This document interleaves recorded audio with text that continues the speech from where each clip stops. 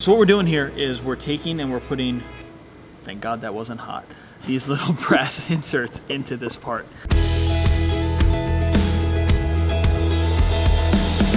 We are currently in the development of our Ranger Snorkel, and this is one of our 3D printed prototypes. This snorkel is going to basically go from the front of your truck all the way up through your A-pillar.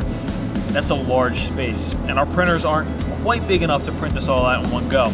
So what we're doing is printing them out in smaller subsections and then gluing them together in order to get an accurate representation of the 3D geometry. What we do is we look at the envelope that we have in the truck, 3D scan it, and once we've done all of that stuff, we'll then draw it up in CAD and then send it to our printers where they will make an actual 3D real-world representation of what's on our computer screens. We can do this really quick in-house. And one of the really cool things is we can put this on the truck and actually test it. So currently I'm taking off what's called the support material. Because this was printed in this orientation, it needed something to support this face or else it would just droop off into space. So here's a good example of one that was printed. That's the orientation in which it was printed. Actually, sorry.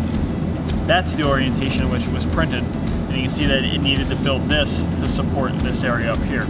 So this is a previous iteration of this product, and this material here is just like a foam gasket that we're thinking about using on this. But one thing that's really neat is if you look closely here, we've put in threaded inserts. This is how we're able to run these on the vehicle and ensure that this is, in fact, a good product and providing the claims and making the things we want. So what we're doing is we're just taking little threaded brass inserts that are typically used in injection molding, and we're heating them up and we can stick them into the part.